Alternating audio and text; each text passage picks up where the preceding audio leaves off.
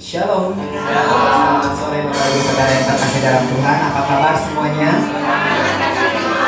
Sangat dikasih Tuhan, puji nama Tuhan.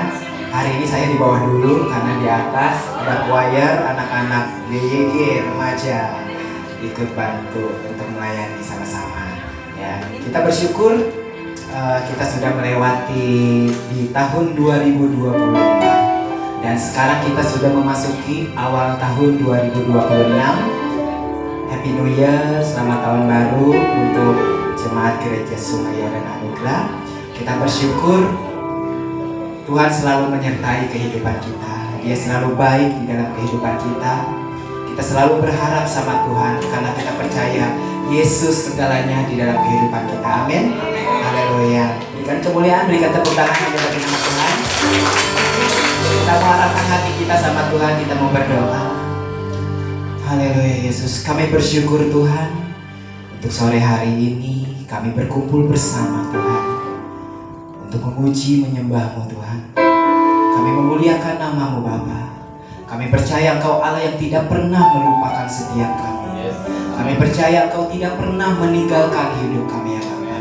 Ini hidup kami memandang karya-Mu yang indah. Kami percaya Engkau yang sudah menyelamatkan setiap kami, memberikan kemenangan bagi setiap kami, memberikan hidup bagi setiap kami. Terima kasih Tuhan, Engkau yang memberkati setiap kami. Kami menaikkan syukur kami mau semuanya Tuhan untuk memuji nama-Mu Tuhan. Kami serahkan ibadah pada sore hari ini ke dalam tangan-Mu di dalam nama Tuhan Yesus Kristus. Haleluya. Amin. Mengundang Bapak Ibu Saudara untuk bangkit berdiri. Kita mau memuji Tuhan, kita mau bernyanyi, menaikkan syukur kita. Haleluya, kita bersyukur kita. Yesus baik.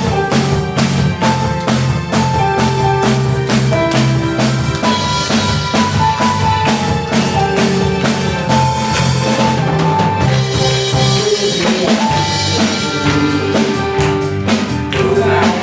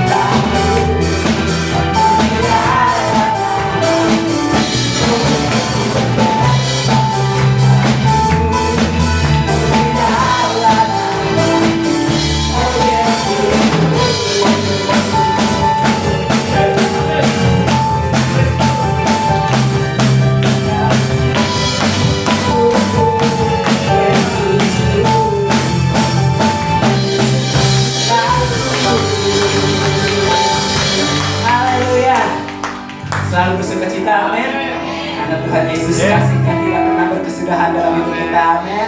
Haleluya, tak berkesudahan. Haleluya.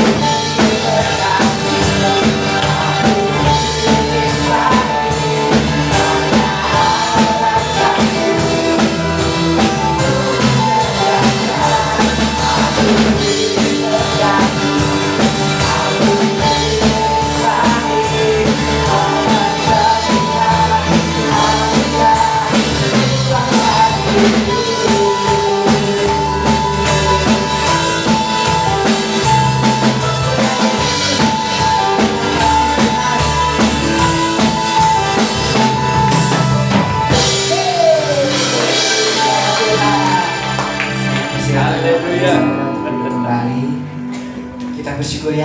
Amin. Tuhan Yesus selalu baik dalam Yes. kehidupan kita apapun yang terjadi. Saya persilakan yang bertugas untuk bersenang. Terima kasih Yesus. Kau layakan setiap kami untuk menanggung Bapa.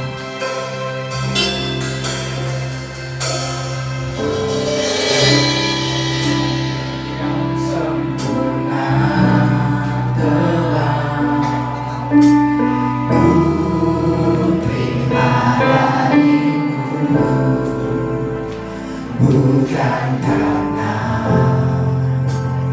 kebaikanku, hanya oleh kasih karuniamu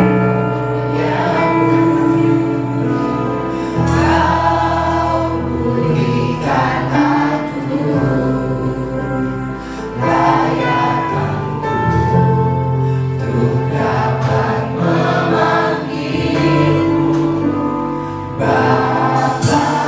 Kami yang ku pinta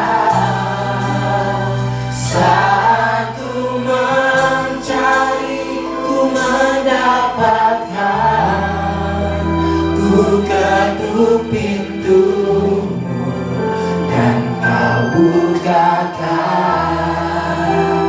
sebab kau Bapakku, Bapa yang kekal.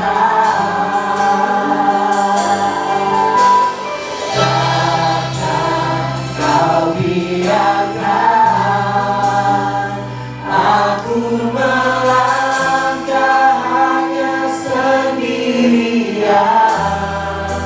Kau selalu ada bagiku, sebab kau Bapakku, Bapa yang kekal.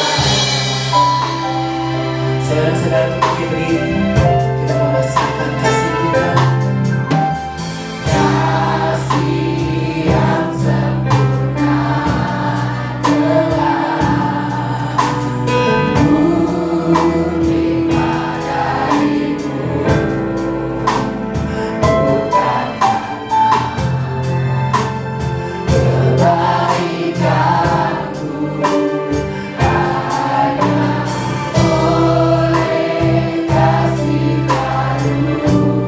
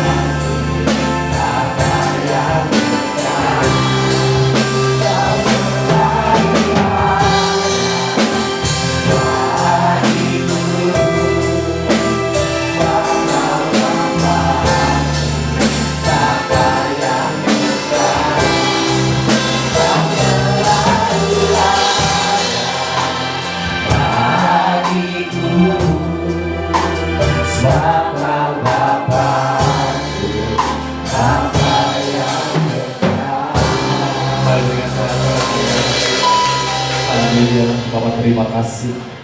Sungguh kami bersyukur untuk kesempatan pada hari ini. Kalau kami boleh datang untuk memujamu, menyembahmu Tuhan. Di tahun yang baru di mana kami boleh diberi kesempatan untuk kami memasukinya. Ini semuanya karena kebaikan Tuhan. Ini semuanya karena ada anugerah Tuhan yang luar biasa. Bahkan ada rencana Tuhan di dalamnya bagi setiap kami. Sehingga kami yakin dan percaya masuk di tahun yang baru, kami tidak perlu lagi khawatir, kami tidak perlu lagi takut, karena kami yakin dan percaya penyertaan Tuhan ajaib atas setiap kami. Ada begitu banyak hal yang luar biasa yang Tuhan ingin nyatakan di tengah-tengah hidup kami. Kebaikan dan kemurahan Tuhan akan terus menjadi bagian dalam hidup kami. Bapak terima kasih, sebelumnya kami yang boleh hadir, kami percaya Kau rindu memberkati setiap kami, menguatkan kami, bahkan melakukan perkara-perkara yang luar biasa, sehingga kehidupan kami akan berdampak dimanapun kami berada, supaya di dalamnya Kristus nyata, Kristus dinyatakan, Kristus menjadi bagian yang luar biasa. Terima kasih Bapak. Mari sampaikan sesuatu apapun yang menjadi kerinduanmu ketika kami memasuki tahun yang baru ini. Karena kami membutuhkan kebenaran firman Allah yang menjadi dasar dari keberadaan hidup kami, menjadi filsafat hidup kami, menjadi prinsip-prinsip di dalam keberadaan apapun yang kami lakukan ke depan, sehingga di dalamnya kemuliaan akan semakin ternyatakan.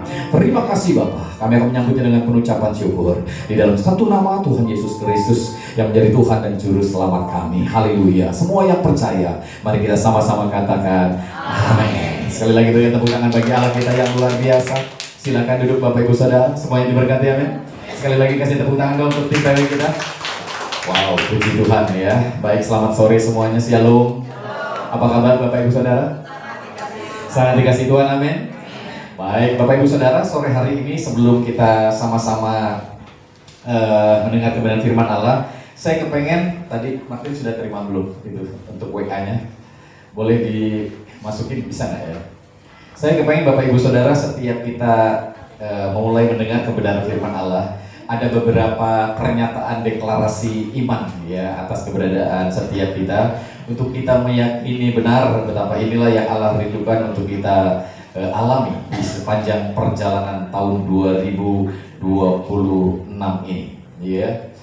Ini deklarasi ini sebenarnya merupakan sebuah pemahaman yang Bapak Ibu Saudara sudah dengar ya, menjadi sebuah pemahaman yang akan terus menguatkan setiap keberadaan kita, sehingga ketika kita melangkah dalam perjalanan kehidupan kita, biar kita meyakini benar tentang deklarasi iman ini ya. Di dalam gereja-gereja di masa lalu tuh ada beberapa ya pernyataan-pernyataan iman rasuli ya. Tapi di sini kita akan menyatakan deklarasi iman kita ya. Bisa dimasukin? Oke, ya kalau bisa dimasukin, kita sama-sama bangkit berdiri Bapak Ibu Saudara ya. Kita akan deklarasikan iman kita tentunya ya. Oke, ya nanti dimunculin ya supaya kita bisa sama-sama baca.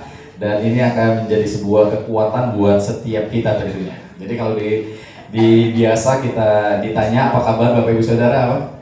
Aku sangat dikasihi Tuhan. Tapi sekarang ada tambahannya nih ya, deklarasi iman ini.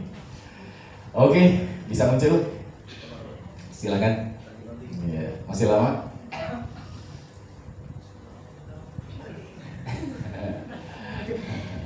Ya, sabar ya Bu Saudara ya. Karena tahun ini adalah tahun dimana kita diberkati Tuhan, amin. Ya, jadi ini akan menjadi berkat buat kita. Silakan.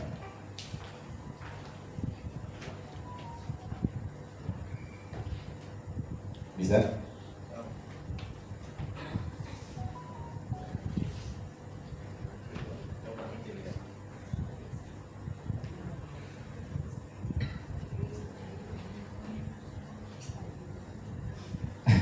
Silakan.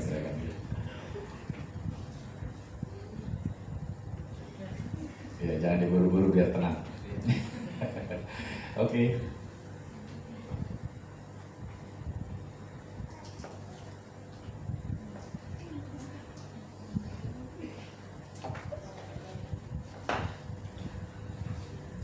Gimana? Oke.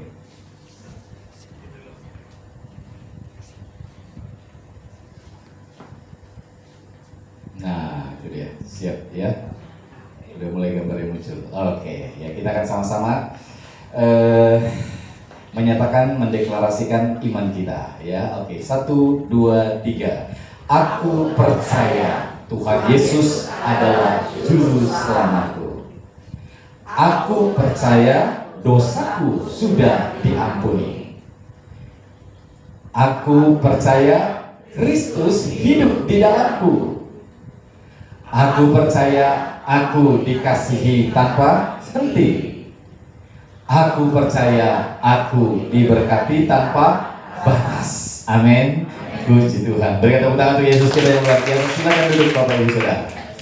Biar deklarasi iman ini saudara nanti catat, apalin di rumah, ya. Jadi setiap kita mendengar kebenaran firman Allah, kita mau ini menjadi deklarasi iman kita. Amin.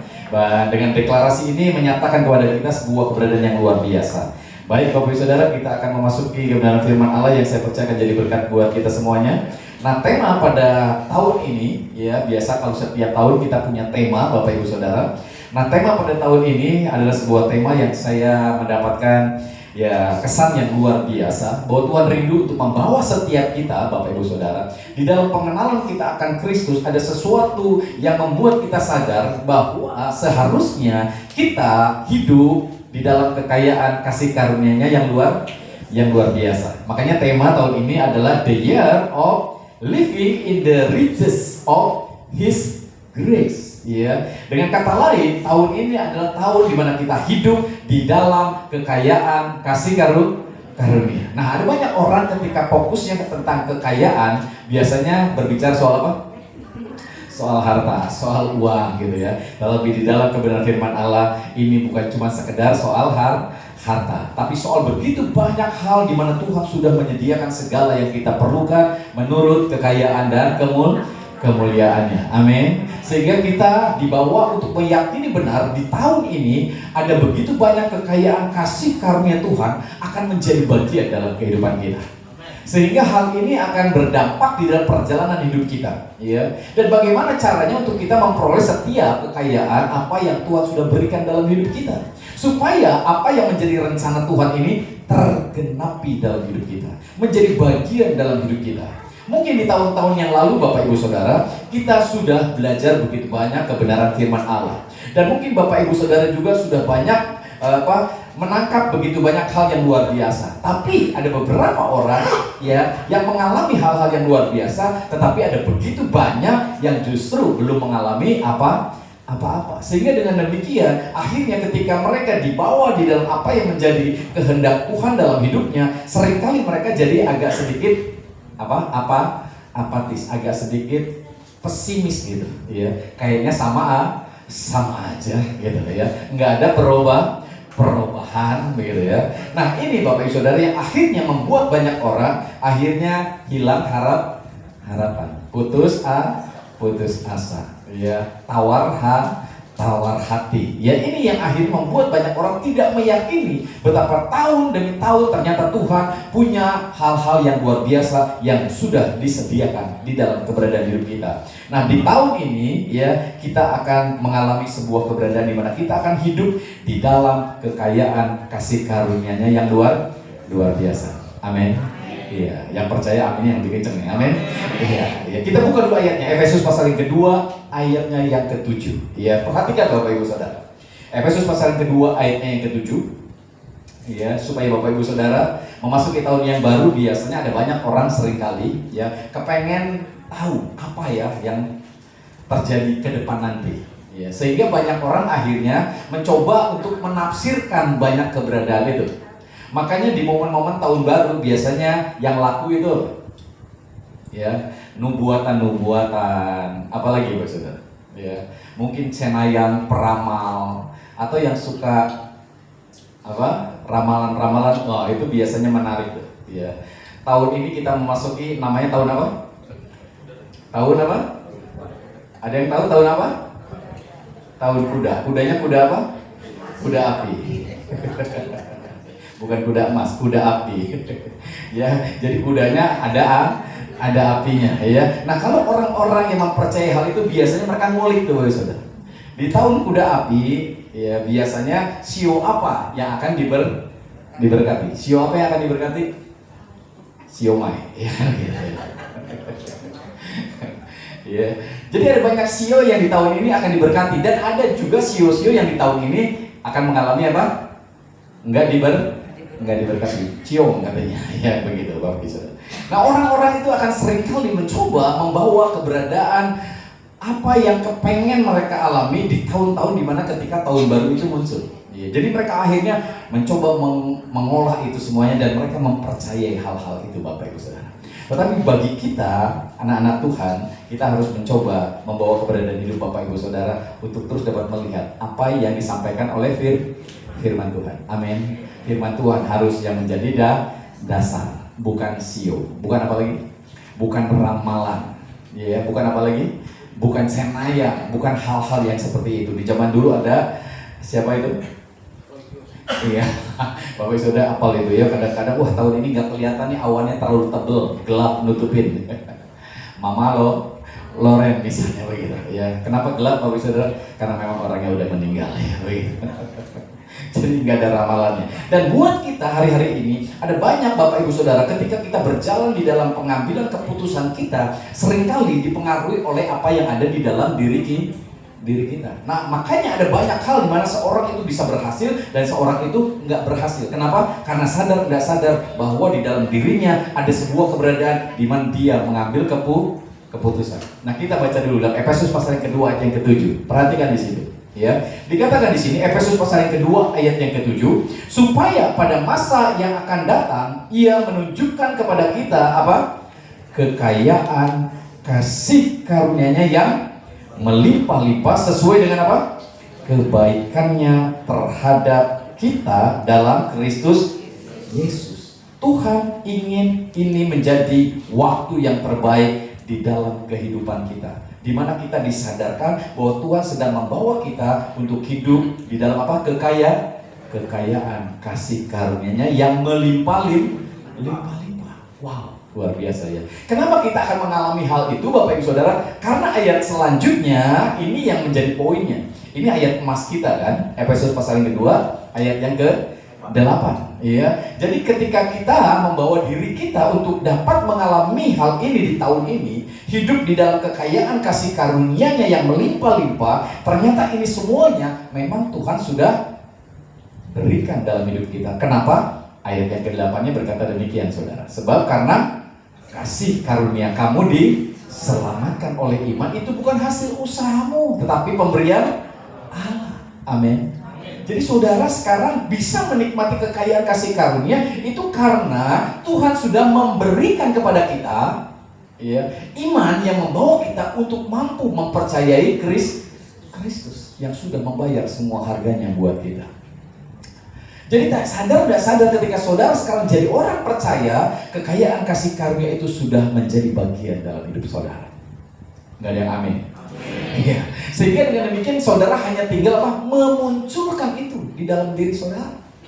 Itu bukan sesuatu yang diambil, ditarik dari luar masuk ke dalam, tapi sesungguhnya sudah ada di dalam. Yang harusnya saudara manifestasikan keluar. Sehingga ada dampak yang luar biasa di mana kekayaan kasih karunia itu nyata dalam hidup saudara.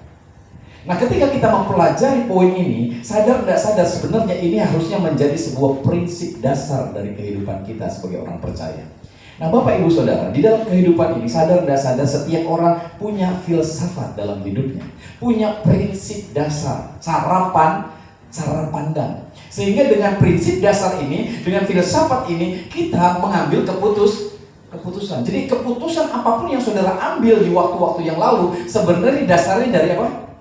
Filsafat yang ada dalam diri saudara. Prinsip dasar yang ada dalam diri saudara. Dan filsafat ini, prinsip dasar ini dari mana? Dari saudara kecil sampai saudara besar. Saudara dikondisikan ya, dari keluarga yang seperti ini, dari pengalaman hidup seperti ini, dari saudara mendengar khotbah-khotbah seperti ini, dari saudara membaca renungan-renungan atau buku-buku, itu menjadi filsafat dalam hidup saudara, menjadi prinsip dasar, sehingga ketika saudara punya keberadaan apapun di dalam pengambilan keputusan, ini yang mengendalikan saudara.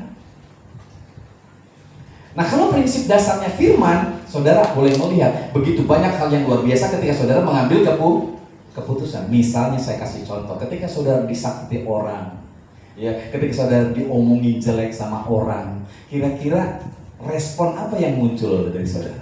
Keputusan apa yang muncul dari saudara? Itu sebenarnya dari prinsip dasar. Kalau saudara merasa diajarkan dulu kalau ada orang nyakitin saudara, ya kita balas nyakitin, maka saudara akan membalas.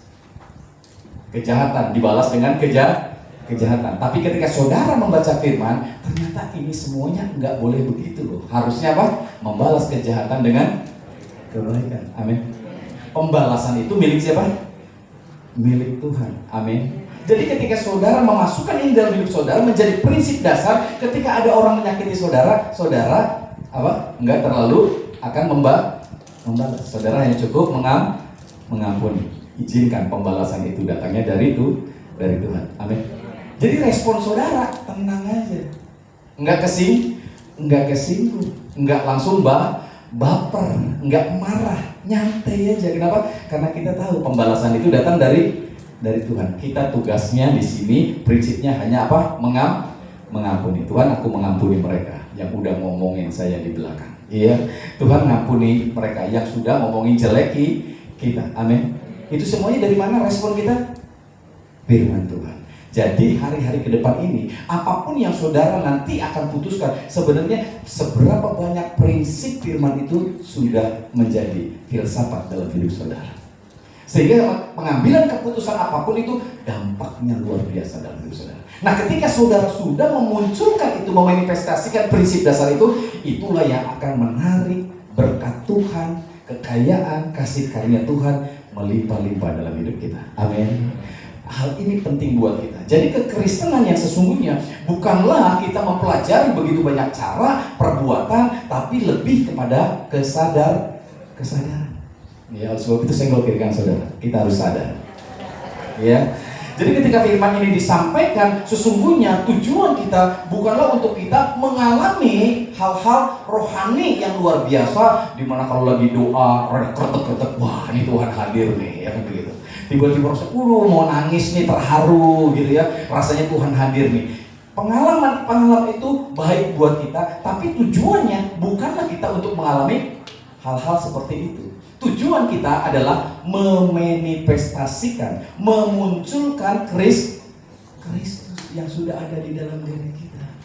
Amin. Buah-buah itu dimunculkan. Ya, kalau Galatia 5:22 itu, kalau saudara baca di rumah nanti, ya, buah-buahnya itu apa? Tentang kasih, damai, sejahtera, sukacita, kesabaran, apalagi? Ya, kemurahan, kebaikan, kesetiaan, lalu apa lagi? Kelemah lembutan, penguasaan diri. Jadi itu yang muncul di dalam hidup kita, termanifestasi. Jadi tujuan kekristenan beda dengan tujuan agama. Tujuan agama adalah di mana kita dibawa untuk mengalami pengalaman-pengalaman itu. Iya. Tetapi tujuan kekristenan yang sesungguhnya adalah apa? Memanifestasikan Kristus muncul dalam hidup kita, sehingga kita menjadi serupa Kristus di dalam bisnis saudara, di dalam pekerjaan saudara, di dalam rumah tangga saudara, hubungan suami istri, hubungan pertemanan, manifestasi Kristus muncul. Ya.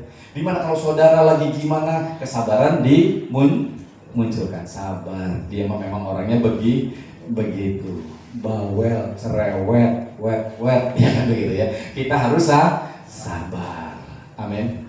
Saya percaya kalau saudara punya orang bawel di rumah, kalau saudaranya ikut bawel, rumah tangga saudara akan cerewet, ya. Tapi kalau saudara bisa memunculkan manifestasi Kristus, maka itu akan menjadi sesuatu yang luar biasa. Amin. Ya, orang kan belajar, wow, kok bisa ya? Kalau saya mah udah nggak tahan. Kalau punya pasangan begini mah, ya kan begitu ya. Kadang-kadang kita itu kayak gitu, kenapa? Karena kita diajarinnya sama orang lain di luar sana, enggak sama firman. Kalau sama firman kira-kira gimana? Muncul kelemah lembutan, kekasaran kita lawan dengan kelemah lembutan. Kalau dia lagi ngomel suami kita di jalan mungkin ya diselip sama orang ya, diapain sama orang, kita ngomongnya apa? Sabar Pak, sabar, it's okay ya. Dia mungkin lagi buru, mungkin dia lagi kebelet pipis ya begitu ya. Mungkin dia lagi banyak masalah, sabar. Kira-kira gimana? Enak gak? Enak ya. Tapi kalau saudaranya juga ikut kira-kira marah gimana? Persoalan. Jadi bertambah. Yang harusnya bisa diselesaikan dengan begitu mudahnya, ada banyak masalah persoalan timbul karena kita punya prinsip filsafat kehidupan tidak sesuai firman. Nah, bagaimana caranya untuk meraih kekayaan, kasih karunia melimpah? Di mana saudara di sini diajar untuk memunculkan, memanifestasikan Kristus yang ada dalam hidup saudara. Bagi orang percaya, Kristus sudah hadir dalam hidup saudara. Dan ketika dia hadir, bukan saudara menjadi Kristus. Enggak, saudara tetap saudara, amin. Iya, saudara hanya diberikan kehidupan Kristus. Yang tadinya saudara mati, sekarang saudara hidup. Saudara ditaruhkan benih Kristus dalam hidup saudara. Saudara tidak menjadi seperti Kristus dalam artian saudara jadi Kristus. Enggak, saudara tetap saudara. Saudara, di mana benih itu ada dalam hidup saudara, dan benih itu harus dimunculkan, saudara. Ini artinya saudara sedang menabur benih. Ketika saudara menabur kemurahan hati, munculkan kemurahan hati, sekalipun saudara nggak harus nolong orang. Oh, ada nenek-nenek lagi mau nyebrang nih, repot banget nyebrangnya, banyak mobil. Saudara tiba-tiba muncul kemurahan kepengen nganterin, kepengen nolongin. Kira-kira gimana?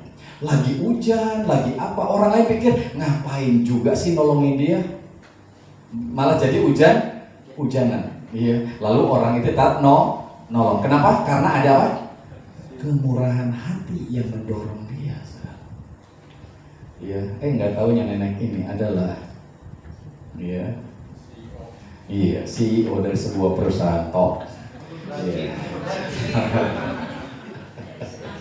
Yang gimana ketika dia ditolong, dia ingat sama saudara, dan saudara juga akhirnya mendapatkan pertolongan. Amin.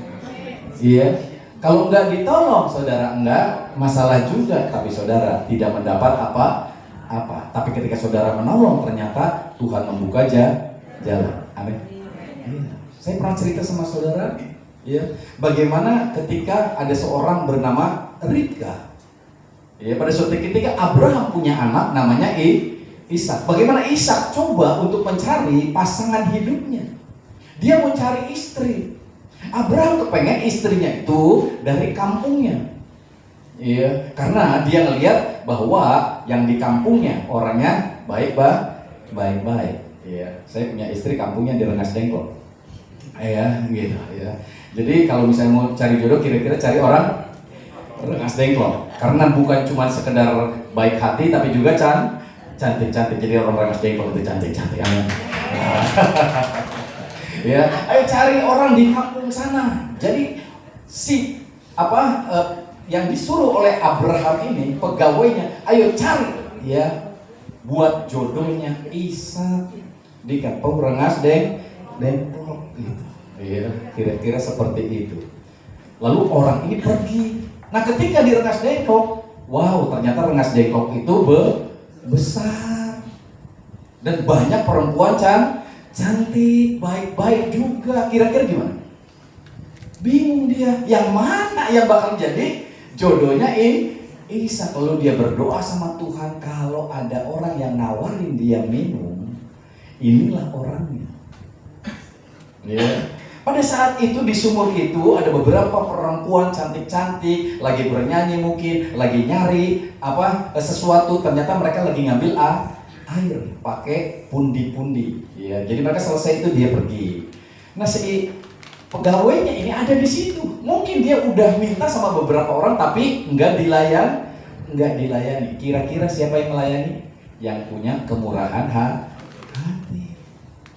Jadi Ribka ketika melihat orang ini, ya mungkin udah kecapean, ya haus, dia nawarin, ya mau minum nggak? Gitu. Wow, ini sesuatu yang luar biasa. Kemurahan hatinya mendorong dia untuk melakukan ini, Bapak Ibu Saudara. Walaupun dia nggak perlu sebenarnya.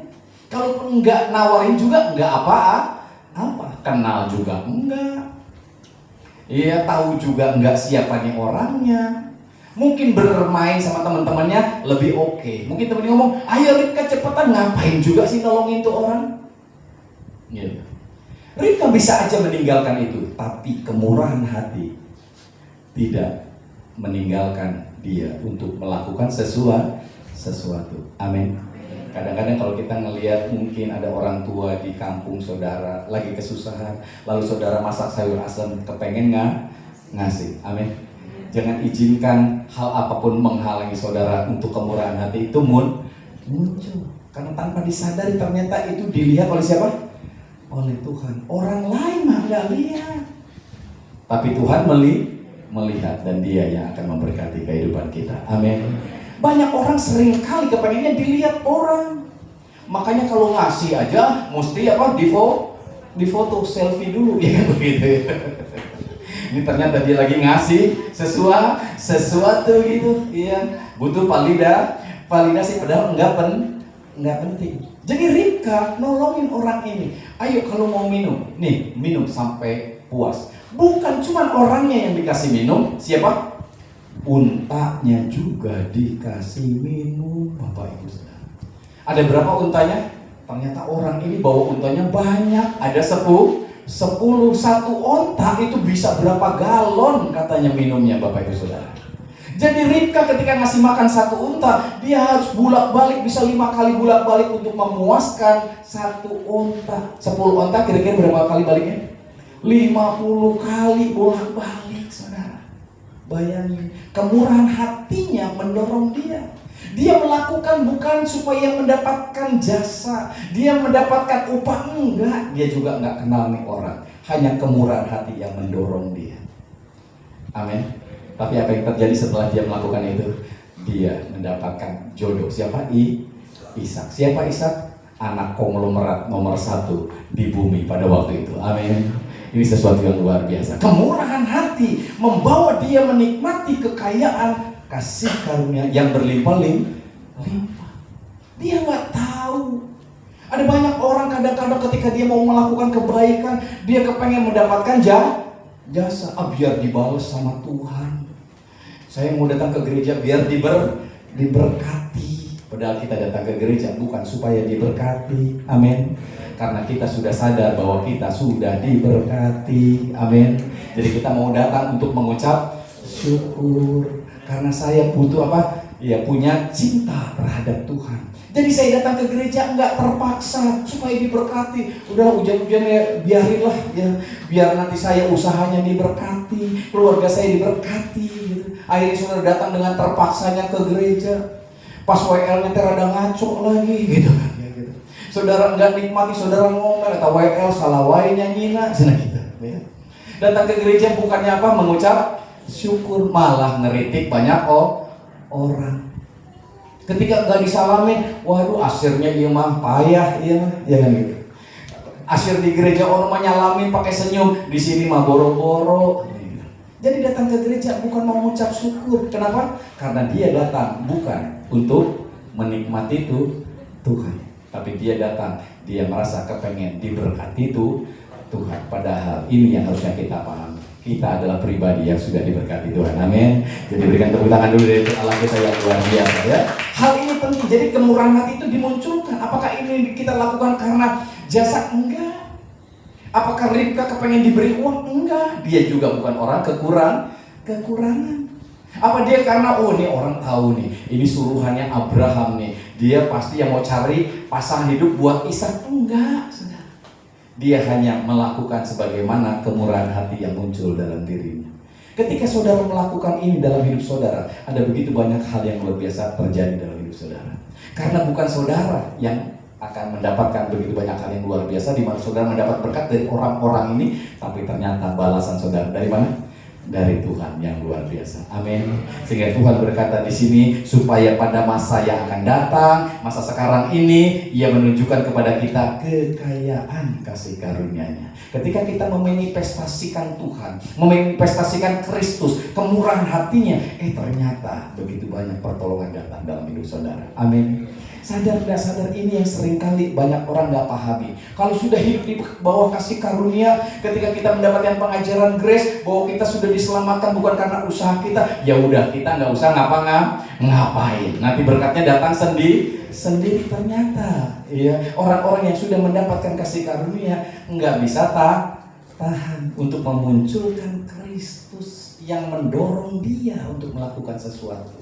Jadi apakah orang kasih karunia tidak ada perbuatannya? Ada. ada, cuma motivasinya bukan supaya diberkati. Motivasinya karena dia mengalami sebuah keberadaan di mana Kristus ada di dalam hidupnya, Bapak Ibu Saudara. Dia yang mendorong saudara untuk sabar, untuk murah hati, untuk apa lagi? Ya, untuk panjang, ya. Apapun yang saudara akan lakukan di situ. Ya. Ini penting banget buat kita, saudara. Supaya pada masa akan datang, ia menunjukkan kepada kita kekayaan. Nah, Tuhan ingin di tahun ini, di tahun yang baru ini, dia akan menunjukkan kekayaan kasih karunia yang melimpah-limpah sesuai dengan kebaikan Tuhan. Bukan sesuai dengan apa yang saudara lakukan. Mungkin saudara hanya memberi pertolongan kepada nenek yang mau nyebrang. Mungkin saudara hanya memberi sayur asap kepada tetangga saudara yang lagi membutuhkan. Mungkin itu hal kecil, tapi saudara bisa mendapatkan balasan kebaikan dari itu, dari Tuhan yang baik hati, yang memiliki langit dan bumi. Dan saudara tidak memahami kekayaan kasih karunia yang luar biasa itu menjadi bagian dalam hidup saudara. Jadi seringkali orang ini nggak sadar. Nah, kenapa ada banyak orang tidak mengalami hal itu? Karena mereka belum sadar. Sehingga ketika mereka melakukan apapun dengan sebuah tujuan, nolong orang supaya ditolong. Saudara ngasih kondangan ya kan gitu, ya supaya saudara juga ngundang dia. Ya. Saudara membantu orang supaya orang bantu dia. Saudara memuji orang supaya orang memuji saudara. Saudara ngajak makan orang supaya orang ngajak makan saudara. Banyak kita inginnya seperti itu, Bapak Ibu Saudara. Padahal kemurahan hati mendorong kita melakukan sesuatu yang di luar dari yang seharusnya. Kadang-kadang itu nggak penting juga lagi, tapi ini mendorong saya kepengen ngasih. Apalagi kalau mau ngajak Pak Cepi makan, it's okay, amin. Iya, nggak bakal ditolak. Tapi kan ini harus menjadi sesuatu yang muncul di dalam hati. Ketika ada orang kesaksian, ngajak makan Pak Cepi. Kemarin saya ngajak makan, besoknya berkat datang sama saya loh, katanya gitu. Lalu saudara mau ngajak makan Pak Cepi sekarang gara-gara apa? Gara-gara besoknya kepengen diberkati. Ini jadi berbeda, saudara. Ya. Motivasimu beda, dasarnya beda, prinsipnya beda, hasilnya juga beda. Ada sama-sama datang ke gereja, sama-sama memuji Tuhan, sama-sama berdoa, tapi hasilnya beda. Karena yang satu datang supaya diberkati, yang satu datang karena apa? Mau mengucap syukur sama Tuhan atas semua kebaikan Tuhan. Amin. Jadi ini sesuatu yang harusnya membuat kita sadar. Jadi sekali lagi senggol kiri kanan saudara, ayo sadar. Amin. Haleluya. Berikan tepuk tangan dulu dari Allah kita yang luar biasa ya. Yang lain lagi, Bapak Saudara pernah memperhatikan nggak bagaimana apa yang saudara lakukan ketika saudara memanifestasikan kebaikan Tuhan, memanifestasikan Kristus, kesabarannya, kemurahannya, dan lain sebagainya yang saudara sudah miliki dalam hidup saudara, itu bukan cuma berkatnya buat saudara, tapi juga berkatnya buat anak saudara. Bahkan itu turun ke cucu saudara. Yang saudaranya mungkin sudah mati nanti, cucu saudara mendapatkan berkat yang sama. Jadi apapun yang kita lakukan sekarang itu ternyata punya tujuan, bukan cuma buat kita pribadi, tapi juga buat keturunan kita, Bapak Ibu Saudara. Suatu ketika saudara pernah mendengar kisah tentang Daud bersama dengan Jonatan. Jonatan anak raja, anak Saul, kehidupannya mewah, penuh dengan apa? Kecukupan. Beda sama Daud. Dia sebagai seorang gembala. Mungkin hidupnya di padang. Ya, yang mungkin tidur kurang gara-gara ngejagain domba, makan juga mungkin kurang, begitu ya. Punya gaya hidup kurang, pendidikan juga kurang, ya. Tapi Jonatan, Bapak Saudara, memiliki kemurahan hati, selalu pengen nolong Daud.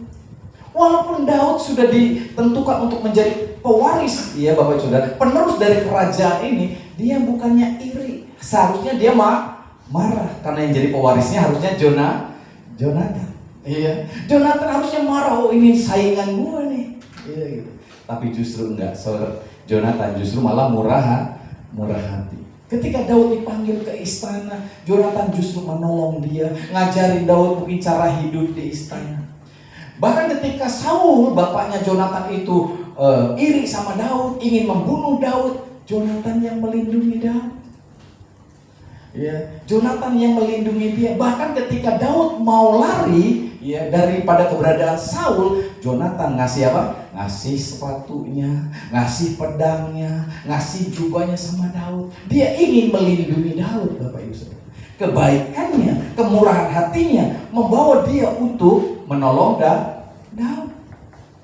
Gak ada pentingnya juga sebenarnya. Bahkan harusnya Daud adalah saingannya yang akan jadi ahli waris daripada kerajaan itu. Tapi Jonathan memiliki kemurahan hati yang luar biasa. Sampai suatu ketika Raja Saul dan Jonathan berperang dan mereka meninggal, mati di medan perang, Bapak Ibu Saudara. Daud mungkin ketika dia mendengar itu, dia merasa sedih. Dia ingat, dia mungkin lihat jubahnya Jonathan yang dikasih, dia lihat mungkin sepatunya ini dari Jonathan, dia ingat mungkin pedangnya ini dari Jonathan. Gitu. Dia ingat, mungkin dia nangis. Sampai satu titik Daud menjadi raja di situ, Bapak Ibu Saudara. Dan apa yang terjadi ketika Daud menjadi raja di situ? 20 tahun kemudian mungkin Bapak Ibu Saudara pernah membaca ini di dalam firman Allah. Daud teringat, adakah keturunan dari Saul, anaknya Jonathan. Dia nanya sama pegawainya, adakah mereka? Dia keingatan sama Jonathan yang sudah bermurah hati sama dia. Lalu orang itu ngomong, ada Pak, anaknya Jonathan. Tapi dia tinggalnya di Lodebar. Kakinya lumpuh. Hidupnya susah Pak di sana. Karena dia bersembunyi takut dibunuh. Karena biasanya di kerajaan demi kerajaan kalau berperang lalu rajanya kalah, mati, maka keturunannya harus dibunuh. Ya. Jadi si Mephiboset ini, Bapak Ibu Saudara, cucu anak dari Jonathan ini, cucu dari Saul ini, dia melarikan diri bersama dengan pembantunya. Waktu itu dia masih kecil, dia terjatuh. Entah dia mungkin kelindes roda atau dia jatuh gimana, kakinya lumpuh, nggak bisa berjalan. Dia bersembunyi di sebuah daerah namanya Lodebar, tanah tandus, padang gurun, hidupnya susah di situ. Dan Daud ketika keingetan sama Jonathan atas kemurahan hatinya, dia ingat, dia bilang, coba cari itu Mephiboset, bawa dia ke istana. Kira-kira gimana? Mephiboset ketika mendengar itu, dia takut karena dia pikir mau dibunuh. Tapi ketika dia datang ke hadapan Daud, dia tersungkur, dia berkata, dia merasa dirinya, apalah artinya saya ini anjing, apa? Ya, dia merasa dirinya seekor anjing, tidak berharga. Sampai segitunya. Tapi Daud berkata, mulai hari ini seluruh warisan Saul, tanah-tanahnya akan menjadi milik kamu, dan kamu akan makan sehidangan dengan aku setiap hari. Amin.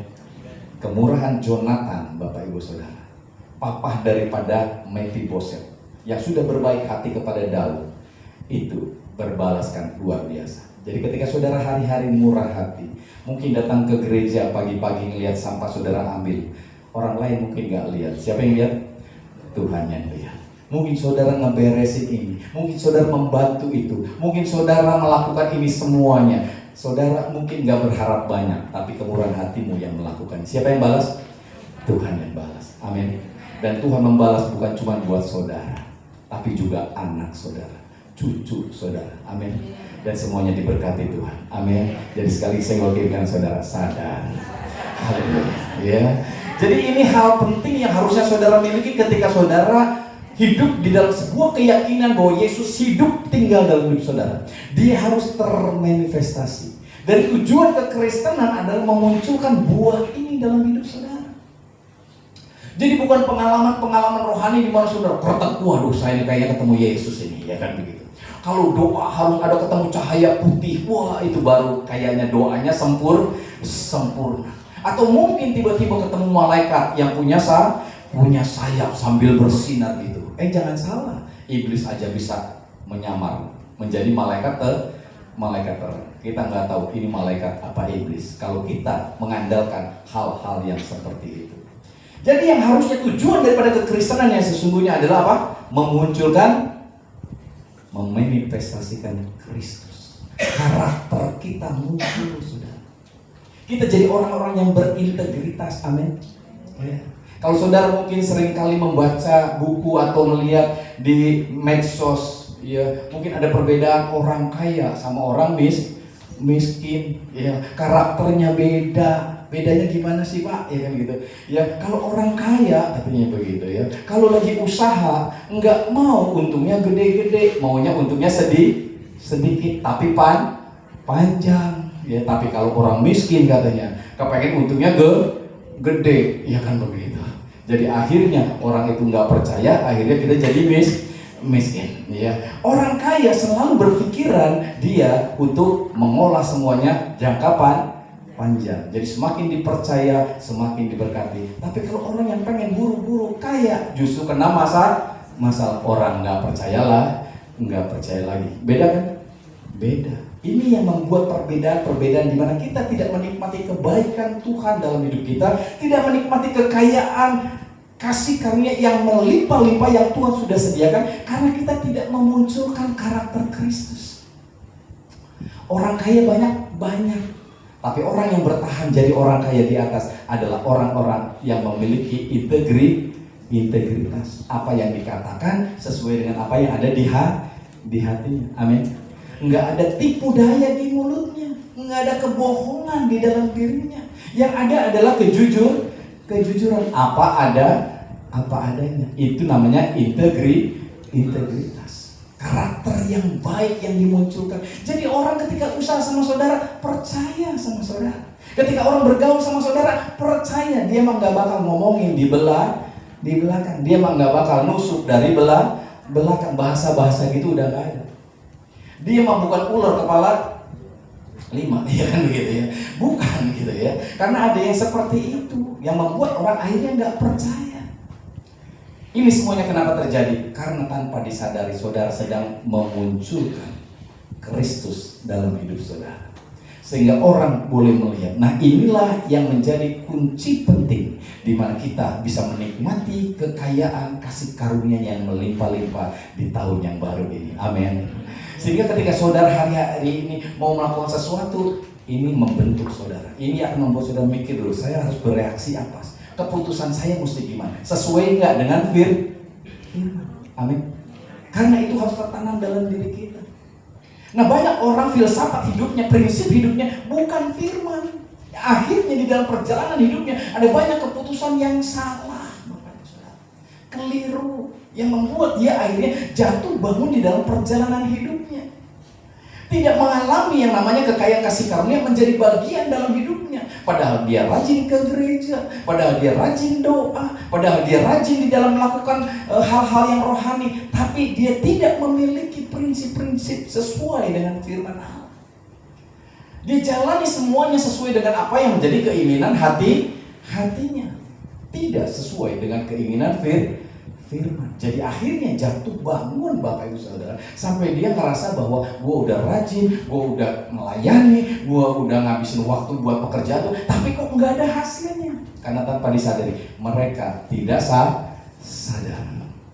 Mereka mengejar fenomena-fenomena rohani, mereka mengejar pengalaman-pengalaman rohani, ya. Tapi mereka lupa harusnya mereka memanifestasikan Kristus, memunculkan buah ini dalam hidup saudara, dalam hidup kita, sehingga ini akan berdampak. Iya, memanifestasikan Kristus akan memunculkan karakter Kristus, pikiran Kristus, bahkan sikap Kristus dimunculkan dalam hidup kita.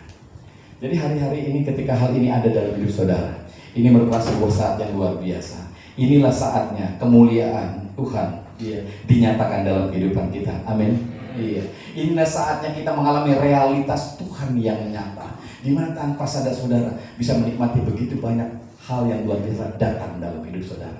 Ini semuanya dimulai dari ketika saudara mulai belajar menginvestasikan hal-hal di mana saudara melakukan apa yang menjadi kehendak Tuhan di dalam hidup saudara. Nah ini hal penting supaya nanti ke depan nanti saudara bisa melihat begitu banyak hal yang dahsyat terjadi dalam hidup saudara. Amin. Filsafat itu dalam diri saudara, ini yang mempengaruhi saudara. Ya. Ini yang mempengaruhi gaya saudara, perkataan saudara, sikap saudara. Ya. Dan ini penting buat kita. Mulai belajar Ya, ketika saudara selama ini ada kebohongan, ada ketidakjujuran, sekarang mulai belajar kita bersikap jujur.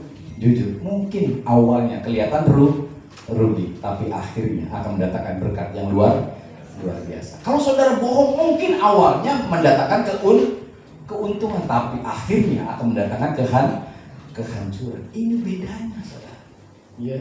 Jadi saya rindu membawa kita semuanya di tahun ini untuk sama-sama belajar, ya, untuk menghasilkan buah, memanifestasikan Kristus, memunculkan karakter Kristus dalam hidup kita, sehingga di mana tema kita tahun ini, ya, di mana kita hidup di dalam kekayaan kasih karunia yang berlimpah-limpah itu menjadi bagian dalam hidup kita, saudara. Sehingga dimanapun saudara berada nanti, saudara bisa melihat bahwa apa yang saudara sudah lakukan, di mana kemurahan hati saudara, kesabaran saudara, ya, ketekunan saudara, ketaatan saudara menghasilkan hal-hal yang luar biasa.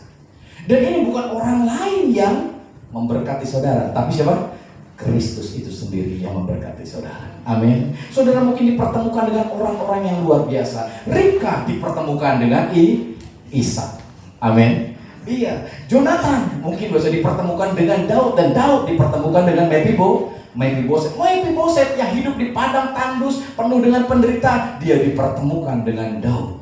Iya. Hasil dari kemurahan hati Jonathan, papa. Jadi kebaikan saudara akan terus turun ke anak cucu saudara.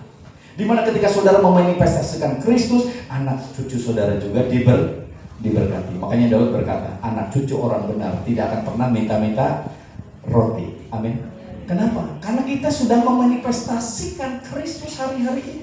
Jadi ketika kita memunculkan Kristus, kemurahan hati Kristus, kesabaran Kristus, ketekunan Kristus, ya saudara, sikap-sikap Kristus dalam hidup kita, buah-buah roh itu dimunculkan, kesetiaannya, kesabarannya, kemurahan hatinya, tiba-tiba itu menjadi berkat bukan buat diri kita pribadi, tapi juga buat anak cucu kita. Tanpa disadari kita sedang berinvestasi buat mereka, Bapak Ibu Saudara. Ya, luar biasa, amin. Iya, mama saya dulu buka warung, Bapak Saudara. Ya, warung nasi gitu. Saya ingat banget, dia kalau masak sop tuh enak banget gitu. Saudara. Namanya rumah makannya, kalau zaman dulu kalau saudara pernah tahu itu rumah makan Indonesia. Wah, gitu ya. Itu rumah makan, jadi setiap pagi itu orang-orang dari mana tuh datang makan ke situ. Ya. Dan tiap pagi, ya Bapak Saudara, itu seringkali saya lihat mama saya itu ya ada tetangga belakang itu bawa rantang, Bapak Saudara. Dia bawa rantang satu, datang ke situ, gitu. Lalu mama tuh bilang, coba tolong untuk kasih sop itu ya, isiin rantangnya sama sop, katanya gitu. Diisiin sama sop, gitu. Lalu setelah itu udah kasihin gitu, nggak bayar lah, nggak kasihin, ya orang susah katanya begitu ya, kayak gitu. Ya. Tiap pagi selalu ada orang yang minta sayur, entah mau dikasih apapun sama saya, dia bawa, dia pulang. Ya. Dan tanpa disadari kemurahan hatinya berdampak luar biasa. Saya kalau lagi punya masalah di belakang, di kampung belakang itu, karena di belakang itu ada kampung, itu orang-orang kayaknya baik banget sama saya. Saya nggak sadar apakah saya ini orang yang luar biasa, enggak. Padahal mereka menikmati kebaikan dari siapa? Dari mama saya. Amin. Amin. Iya, wah mereka selalu muji ke saya. Oh, ini orang kenapa jadi baik-baik sama saya gitu ya? Padahal bukan karena saya, tapi karena siapa? Karena mama saya. Iya, dan kalau hari ini saya juga bisa makan yang enak-enak, itu bukan karena saya luar biasa, tapi karena apa? Karena dulu mama saya sudah menginvestasikan yang luar biasa. Amin. Jadi ketika saudara sadar hal ini, wow, iya ternyata ada begitu banyak hal yang dahsyat ya, yang dapat diterima oleh anak cucunya yang luar biasa. Mungkin pengalaman Abraham juga sama. Bagaimana Abraham itu adalah orang yang murah hati. Iya, bagaimana ketika dia mengalami ketika Lot istilahnya diculik oleh orang, dirampok oleh orang, bagaimana dia menolong Lot, iya, menyelamatkan Lot, lalu dia juga akhirnya mendapatkan harta, lalu hartanya ini ketika dia berjumpa dengan Raja Salem, dia memberikan seperseluruhnya buat dia, Bapak Ibu Saudara, dari harta jarahannya. Dan apa yang terjadi, Bapak Saudara, ya, itu merupakan sesuatu yang dia juga nggak lakukan dengan terpaksa. Dia juga nggak harus lakukan juga, nggak apa-apa. Tapi kemurahan hatinya mendorong dia memberikan itu semua. Dari Abraham muncul Ishak. Akhirnya Ishak juga mendapatkan kemurahan kemurahan dari Tuhan. Amin. Muncul dari Ishak ya Yakub. Siapa Yakub? Sang penipu. Mungkin kelakuannya enggak benar, mungkin gayanya juga enggak benar, tapi karena dia mendapatkan kemurahan hati dari Abraham, maka Yakub pun diberkati. Amin. Mungkin saudara hari-hari ini punya anak yang juga bandelnya luar biasa, malesnya luar biasa, enggak benarnya luar biasa. Ketika saudara bermurah hati dengan Tuhan, percayalah, anak saudara juga akan diberkati Tuhan dengan luar biasa. Amin. Pada waktunya Tuhan akan menunjukkan kasih karunia. Dari Yakub, Bapak Ibu Saudara, yang dianggap penipu, yang dianggap enggak benar, keluar keturunan yang siapa? Orang-orang Lewi yang dipakai Tuhan dengan luar biasa. Jadi dari satu orang Abraham yang mengasihi Tuhan, yang mau dipakai oleh Tuhan, yang diurapi oleh Tuhan, yang mau memanifestasikan Tuhan, anak cucunya diberkati. Saya percaya ini semuanya enggak kebetulan, Bapak Ibu Saudara. Tahun ini kita punya tema, hidup di dalam kekayaan kasih karunia yang berlimpah-limpah. Amin. Iya, kenapa? Karena inilah tujuan Tuhan mati di atas kayu salib. Dia hadir dalam hidup kita bukan untuk menjadi Kristus kitanya, tapi dia menaruhkan kehidupannya di dalam diri kita, supaya kita memunculkan, memanifestasikan benih itu dimanapun kita berada. Sehingga tujuan kekristenan bukan lagi fenomena, hal-hal yang dahsyat, ya, yang rasanya itu lebih penting dari yang lain, enggak. Tapi tujuan kekristenan adalah apa? Memanifestasikan Kristus dalam hidup kita. Amin. Sehingga orang-orang di sekitar kita akan menikmati begitu banyak hal yang luar biasa. Nah, hari-hari ini kenapa ada banyak orang yang pesimis hidupnya, enggak optimis? Karena mereka punya filsafat hidup, prinsip dasar yang bukan dari firman. Sehingga mereka akan selalu berpikiran pesimis, saudara. Kira-kira tahun ini gimana? Aduh, ekonomi payah. Ya, aduh politik payah, ya. Ini situasi payah, gitu saudara. Enggak ada sesuatu yang membuat dia optimis. Kadang-kadang kalau ada anak yang lagi mau usaha ini, Pak mau usaha ini, udah jangan, ya kan begitu ya. Situasinya lagi begini, gitu. Enggak ada sesuatu yang membuat dia optimis. Kenapa? Karena prinsip dasarnya dunia. Kita harus punya prinsip dasar, filsafat hidup di dalam diri kita, firman. Amin. Bagi Allah tidak ada perkara yang mustahil. Amin. Jadi ketika situasi kondisi mungkin ya tidak sebagaimana yang kau harapkan, kita tetap percaya. Bagi Allah tidak ada perkara yang mustahil. Bersama dengan Allah kita akan lakukan perkara yang besar. Allah sudah menyediakan segala yang kita perlukan. Jadi memasuki tahun yang baru ini, kita percaya Allah sudah menyediakan kekayaan, kasih karunia yang berlimpah-limpah. Amin. Dan kita akan menikmati begitu banyak hal yang luar biasa. Jadi jangan pernah menyerah, jangan hilang harapan, tetap percaya. Jadi senggol kiri kanan saudara, tetap percaya. Amin. Allah kita luar biasa. Berikan tepuk tangan untuk Yesus kita yang dahsyat, saudara. Jadi ke depan nanti saudara akan dibawa untuk terus memahami tentang kebenaran firman Allah yang akan termanifestasi dalam hidup saudara. Mendorong saudara untuk menyadari ada sesuatu yang Tuhan sudah taruh dalam hidup saudara.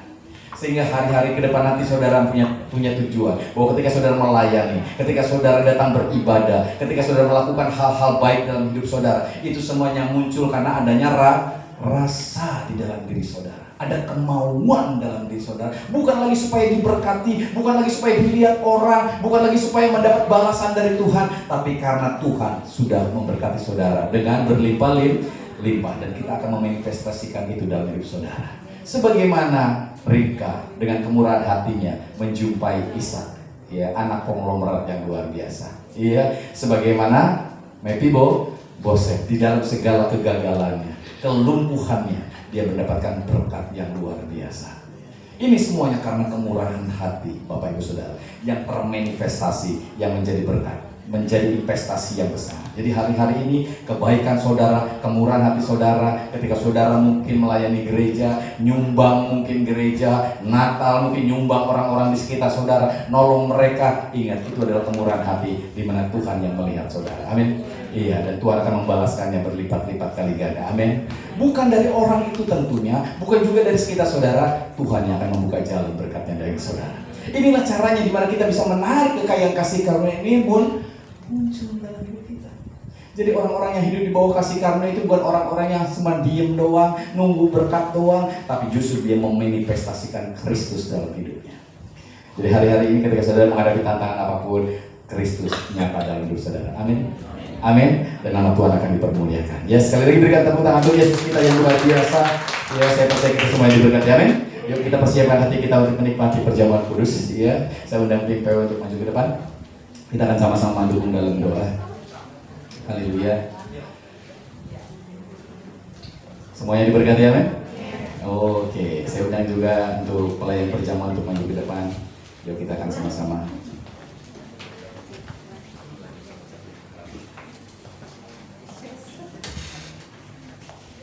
Haleluya.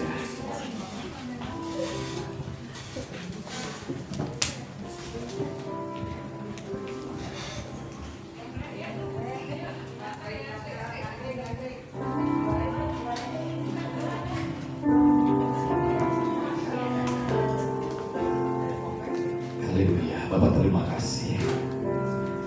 Aturkan semua kebenaran firman untuk setiap hari. Biar kami terus menyadari memasuki tahun yang baru, kami boleh melihat ada buah roh yang ditimbulkan dalam setiap hati kami, yang menarik kekayaan kasih karunia menjadi bagian dalam hidup kami. Terima kasih Bapak.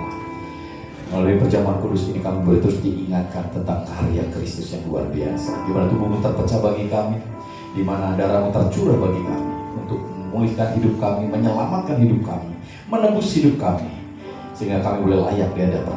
Kami memberkati roti kami guru jadi bagian dan keberadaan setiap kami diberkati.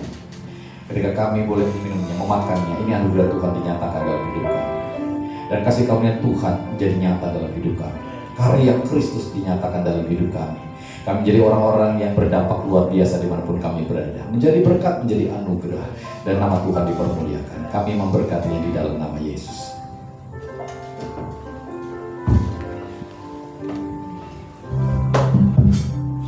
Dunia berubah,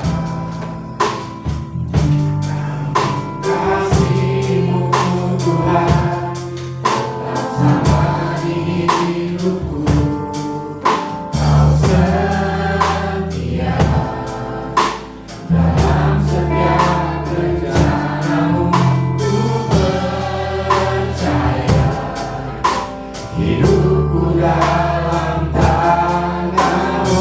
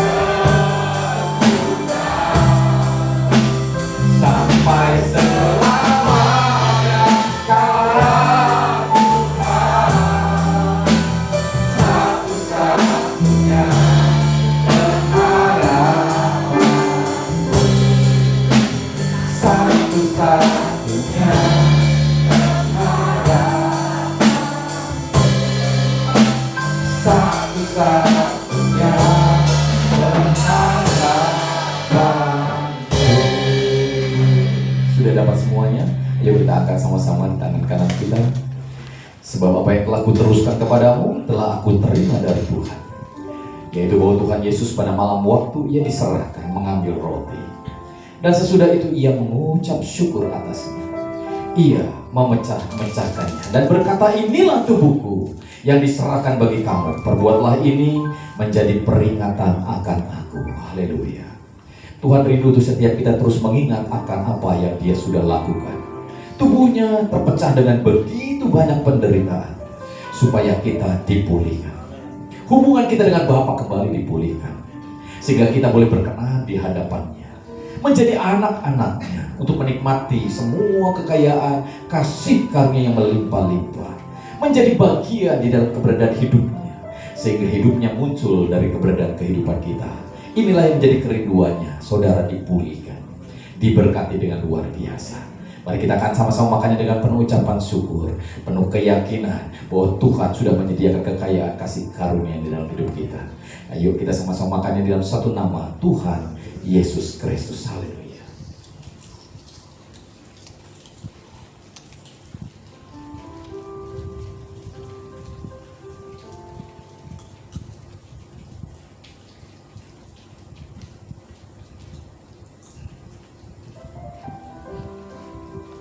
Haleluya. Mari kita angkat cawan yang ada di tangan kanan kita. Demikian juga ia mengambil cawan sesudah makan. Lalu ia berkata, cawan ini adalah perjanjian baru yang dimateraikan oleh darahku. Perbuatlah ini setiap kali kamu meminumnya, menjadi peringatan akan aku. Haleluya. Kita sudah hidup di bawah perjanjian yang baru, di bawah kasih karunia, di mana kita diselamatkan bukan karena usaha kita, bukan karena perbuatan kita, tapi oleh karena anugerah Tuhan yang luar biasa, mengaruniakan anaknya untuk Dia rela menebus hidup kita. Darahnya dicurahkan supaya dosa kita disucikan, sehingga kita hari ini boleh layak menikmati semua anugerahnya yang luar biasa. Kita yakin dan percaya ini semuanya Dia sudah berikan bagi kita. Oleh sebab itu mari kita akan sama-sama minumnya dengan penuh keyakinan di dalam satu nama, Tuhan Yesus Kristus. Haleluya.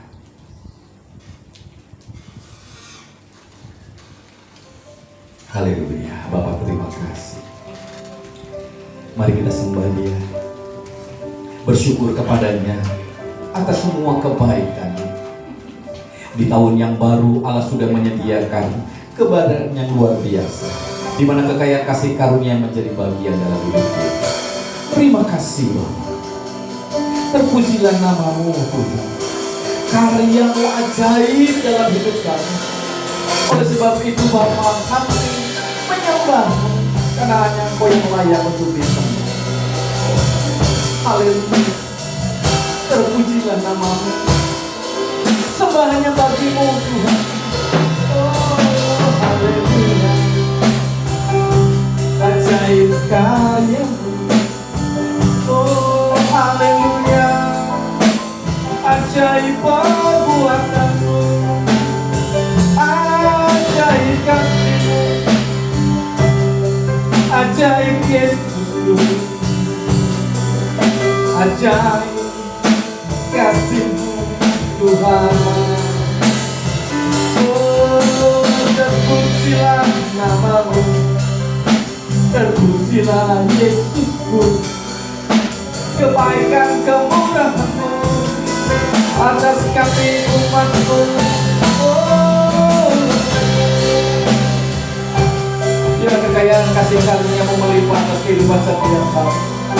Di tahun yang baru ini kami yakin dan percaya Tuhan, kekayaan kasih karunia-Mu menjadi bagian dalam hidup kami. Kami boleh melihat kebaikan dan kemurahan Tuhan. Kami boleh melihat pertolongan Tuhan.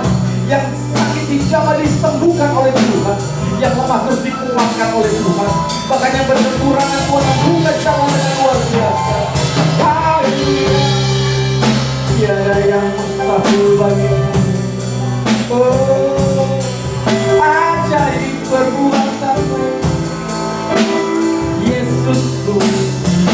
Haleluya. Terima kasih Bapa. Kami boleh menikmati Engkau Tuhan malam hari ini. Kehadiran Tuhan segalanya bagi kami. Kami boleh disadarkan tentang keberadaan Tuhan yang nyata dalam hidup kami, Hidup kami bukannya kami lagi, melainkan Kristus yang hidup di dalam kami. Dan itu yang Tuhan sudah taruhkan dalam diri kami. Dan itu yang Tuhan rindu untuk termanifestasi dalam hidup kami, muncul nyata di dalam keberadaan hidup kami, sehingga orang boleh melihat dan mengenal dan merasakan Kristus melalui kehidupan setiap kami. Dan kami boleh menikmati kemurahan Tuhan yang luar biasa, kebaikan Tuhan, kekayaan kasih karunia Tuhan yang melimpah-limpah, yang Tuhan sudah sediakan bagi hidup kami. Terima kasih Bapa. Diberkatilah semua kami yang boleh mengambil bagian dalam ibadah raya hari ini. Tidak ada yang terkecuali Tuhan memberkati setiap kami. Pribadi demi pribadi, keluarga demi keluarga, anak cucu mantu kami, semuanya diberkati Tuhan, dilindungi Tuhan, disertai oleh Tuhan. Dan apapun yang mereka lakukan menjadi berhasil karena Tuhan, dan nama Tuhan dipermuliakan. Diberkatilah kami hamba-Mu yang sudah melayani. Semua jadilah kami dalam Tuhan, Kau Allah yang memperhitungkan, dan Kau Allah yang akan memberikan kami berkat-berkat-Mu yang luar biasa, dan nama Tuhan yang diagungkan. Terima kasih Bapa. Dan sebenarnya kami meninggalkan tempat ini kembali ke rumah tangga masing-masing, kami percaya penyertaan-Mu ajaib atas setiap kami, sehingga kami boleh tiba dengan selamat, tidak kurang suatu apapun, dengan berkat dan pertolongan daripada Tuhan. Tak lupa kami berdoa bagi bangsa kami Indonesia. Mari Tuhan terus memberkati bangsa kami, Tuhan menyertai, Tuhan melindungi, karena kami yakin Kau mengasihi bangsa kami Tuhan. Dan kami yakin dan percaya perlindungan Tuhan ajaib. Juga untuk kota kami juga berdoa biar Tuhan menyertai, Tuhan memberkati, sehingga di mana kamu berada kami pun diberkati oleh Tuhan, dan kota kami diberkati oleh Tuhan. Terima kasih Bapa. Tuhan memberkati gereja Sumiren Jemaat Anugerah ini, biar akan terus menjadi anugerah, menjadi berkat, dan biar nama Tuhan dipermuliakan. Injil kasih karunia-Mu terus disampaikan, dan orang boleh mendengar dan diselamatkan. Terima kasih Bapa. Anugerah-Mu melimpah atas setiap kami. Mari jemaat yang dikasih Tuhan, buka hatimu, angkat tanganmu, pulanglah terimalah berkat yang daripada Bapa di surga, yang terus memberkati hidupmu dengan berkat-berkatnya yang berkelimpahan. Damai sejahtera, sukacita daripada Tuhan Yesus mengalir melimpah dalam keberadaan hidupmu, dan Roh Kudus yang ajaib akan terus menolong engkau, menghibur engkau, menguatkan engkau, memanifestasikan kuasanya, sehingga dimanapun kau berada berkat Tuhan tercurah dalam hidupmu. Terimalah berkat ini dalam satu nama, Tuhan Yesus Kristus, yang menjadi Tuhan dan Juru Selamat kita sepenuhnya. Haleluya. Semua yang percaya, mari kita sama-sama katakan amin. Tuhan Yesus memberkati. Haleluya. Kita mau foto bersama.